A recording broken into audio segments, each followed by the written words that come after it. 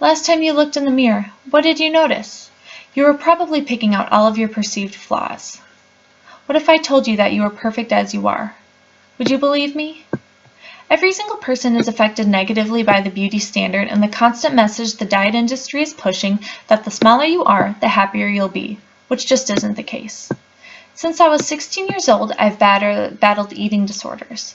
I've tried more diets than I can count, and I've tried everything in my power to manipulate my body to look like how society has told it should. I shame my body for everything it wasn't in my eyes. Beautiful, worthy, enough.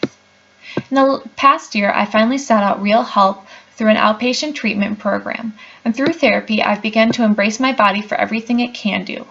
I've begun to listen to podcasts and read books about eating disorder recovery, and most of them had a similar theme: body positivity. Once I began to accept my body how it is now and the changes to come, and that it doesn't need to look a certain way for me to be happy and live my life to the fullest, my life began to change for the better. Today I'm advocating for body positivity and to extinguish the idea that there is one acceptable way for a person to look. I want everyone to start loving themselves as they are and stop hating themselves for everything society tells them that they're not. I'm going to discuss body positivity and its myths, the negative effect of diet culture and how to combat them, and how to incorporate body positivity into your everyday life. The Psychology Today website, accessed October 23rd, discussed body positivity with a wellness coach who gave the perfect definition of it.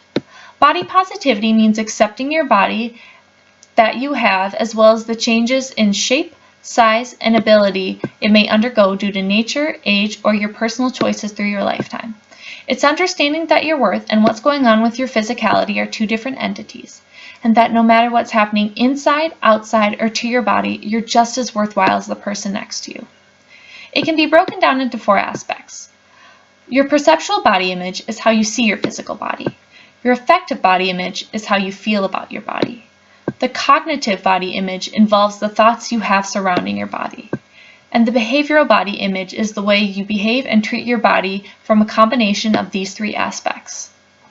These are what create the perception of your body as a whole and create it to be a positive or negative perception. One of the biggest body positivity myths is being comfortable in your skin 24/7. Who can do that? The body positivity movement is about embracing how you are right now and being okay with changes. Another one of the biggest body positivity myths is that it encourages an unhealthy or lazy lifestyle. The body positivity movement is all about health, but it focuses more on the mental and emotional health rather than the physical health. It's finally realizing that your worth is not held within your physical body.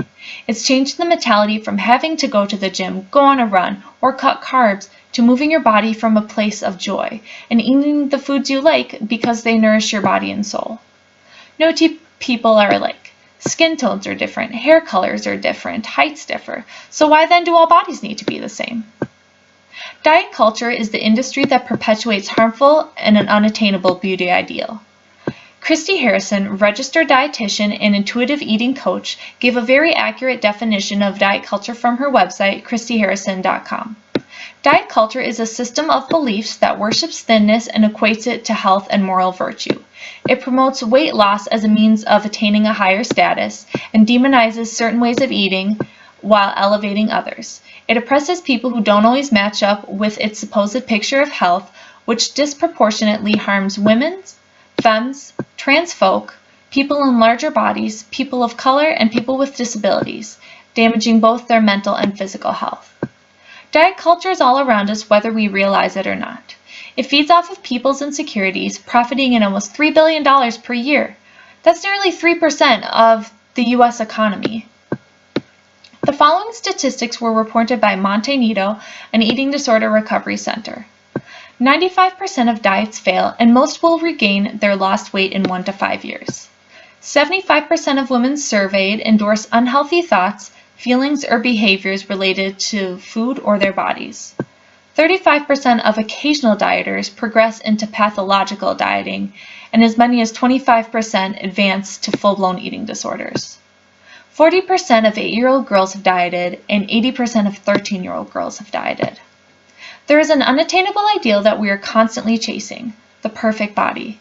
Many people chase this ideal their whole lives, always on the newest fad diet, hitting the gym, putting their lives on hold until they've reached that ideal. But what if they don't? I incorporated body positivity into my life by taking a look at the goals I wanted to achieve for myself and realizing none of them had to do with my physical body. I've realized that obsessing over my weight will only take up time I could spend working towards my goals. I reevaluated my relationship with fitness and food. Was I exercising and eating the way I was because I enjoyed it, or was I doing it because I wanted to manipulate my physical appearance? Incorporating body positivity into your life was not something that happened overnight. It took time and effort and changing my whole thought process. Some ways that you can incorporate body positivity into your life are by saying positive things to yourself every day and avoiding negative or self-berating talk. Focus on appreciating and respecting your body for what it can do. Set positive and health-focused goals rather than weight-focused goals. Admire the beauty of others, but avoid comparing yourself to anyone else. And remind yourself that many media images are unrealistic and unattainable by the vast majority. None of this happened overnight for me. It took years of being in and out of therapy, eating disorders, and being on diets to finally realize that my journey to recovery, body positivity, and true joy began from within. Today I advocated for body positivity and explained some of its myths, described the toxicity of diet culture and the diet industry, and gave suggestions as to how to incorporate body positivity into your life. There is nothing negative about being body positive, and all bodies are good bodies.